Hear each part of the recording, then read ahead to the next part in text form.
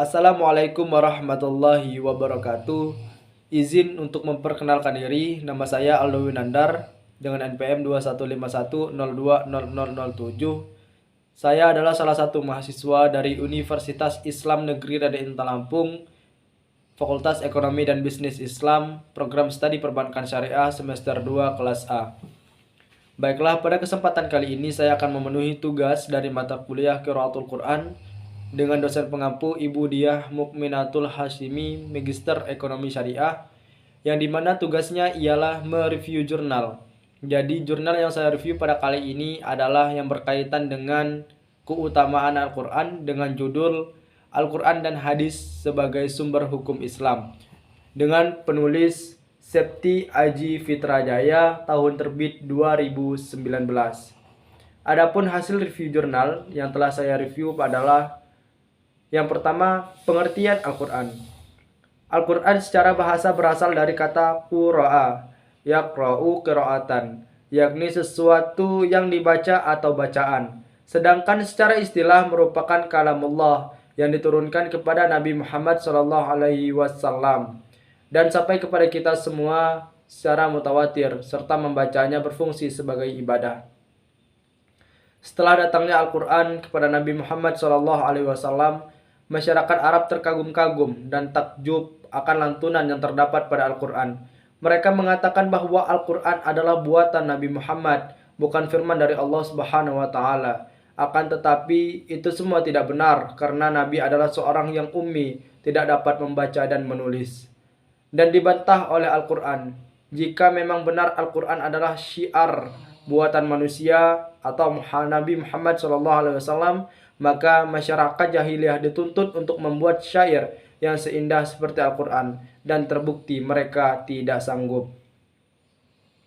Selanjutnya ada kandungan hukum dalam Al-Quran.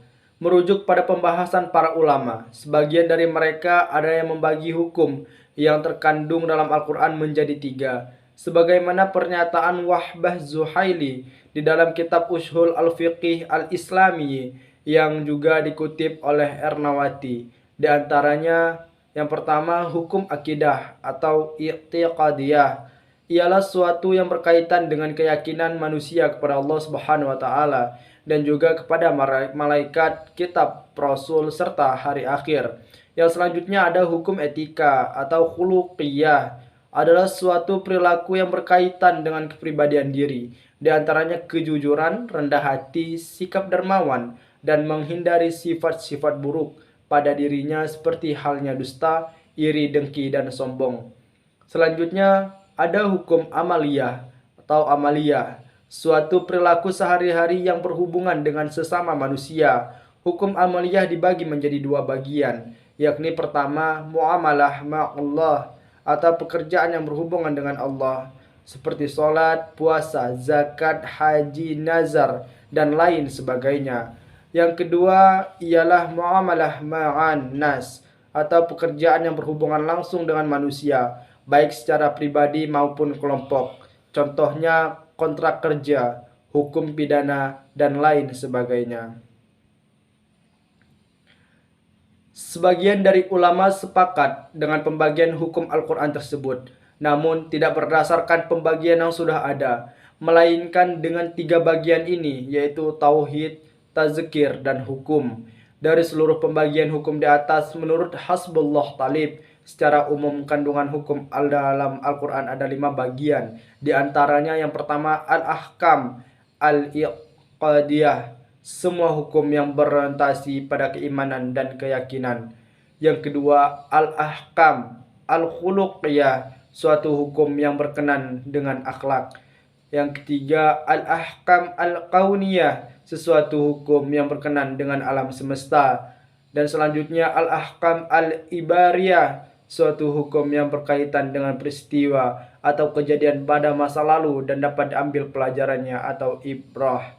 Yang terakhir ialah al-ahkam al-syariah al-amaliyah, hukum-hukum yang mengatur perilaku dan perkataan mukallaf yang ditimbang dengan neraca syariah.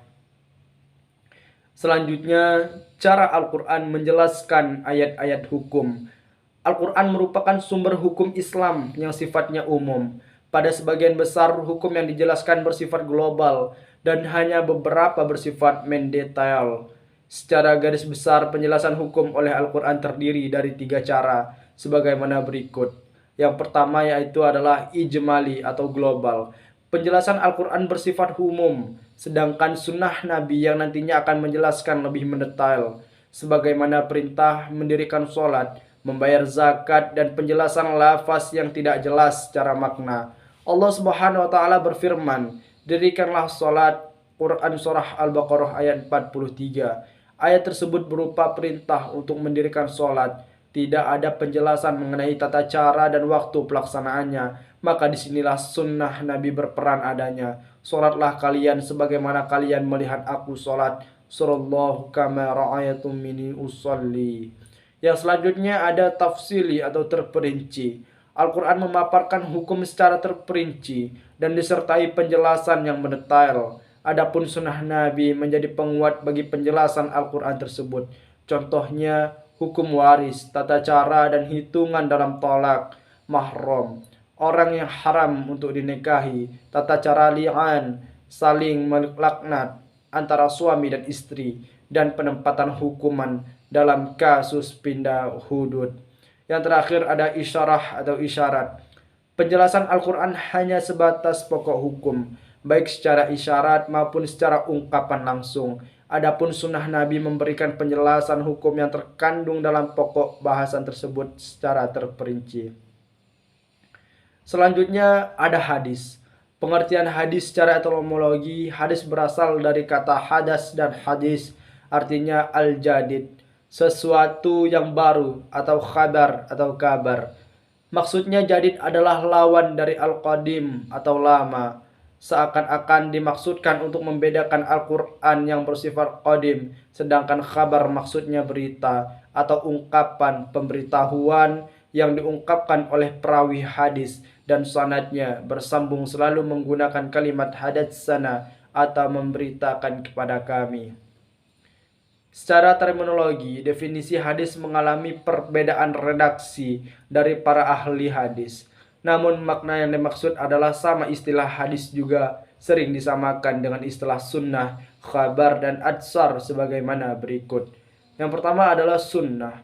Kata sunnah berarti jalan yang terpuji. Sunnah ialah segala sesuatu yang ditinggalkan oleh Rasulullah SAW berupa perkataan, perbuatan, takrir, sifat, fisik, atau akhlak, serta perilaku kehidupan baik sebelum diangkat menjadi Rasul atau seperti mengasingkan diri yang beliau lakukan di Gua Hira atau setelah kerasulan beliau. Yang selanjutnya ada khabar. Secara bahasa khabar artinya al-naba atau berita. Selain itu al-khabar juga berarti hadis sebagaimana telah dijelaskan di atas. Khabar berbeda dengan hadis. Hadis adalah sesuatu yang datang dari Nabi, sedangkan khabar ialah berita yang datang selain dari Nabi. Yang terakhir ada atsar. Secara etimologi atsar berarti sisa atau suatu peninggalan atau baqiyat al-syai. Sebagaimana dikatakan di atas bahwa atsar adalah sinonim dari hadis. Artinya ia mempunyai arti dan makna yang sama. Selain itu, atsar adalah sesuatu yang disandarkan kepada sahabat dan tabi'in yang terdiri dari perkataan atau perbuatan. Yang selanjutnya adalah kedudukan hadis terhadap Al-Quran. Hadis dalam Islam menempati posisi yang sakral, yakni sebagai sumber hukum setelah Al-Quran. Maka untuk memahami ajaran dan rukun Islam, pengetahuan terhadap hadis haruslah suatu hal yang pasti. Rasulullah SAW adalah orang yang diberikan amanah oleh Allah Subhanahu wa taala untuk menyampaikan syariat yang terutama dalam bidang agama kecuali bersumber dari wahyu. Oleh karenanya kerasulan beliau dan kemaksumannya menghendaki wajibnya setiap umat Islam yang berpegang teguh kepada hadis Nabi SAW. Pendapat para ulama tentang kedudukan hadis terhadap Al-Quran.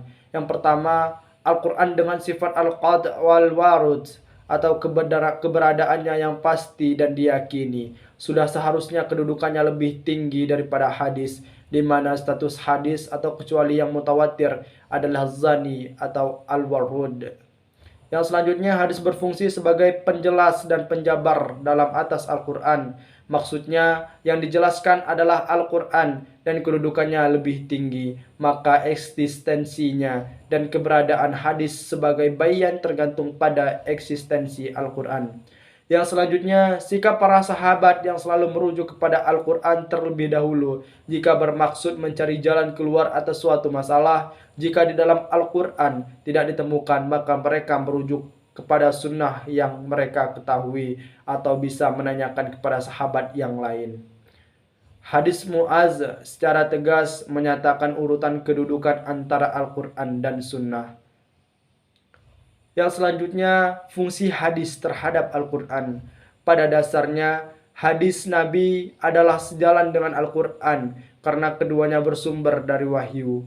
Akan tetapi mayoritas hadis sifatnya adalah operasional karena fungsi utama hadis adalah sebagai penjelasan atas Al-Quran. Secara garis besar, fungsi hadis terhadap Al-Quran ada 3. Di antaranya yang pertama, menegakkan kembali ketenangan atau perintah yang terdapat di dalam Al-Quran. Dalam hal ini, hadis dengan datang keterangan atau perintah yang sejalan dengan Al-Quran.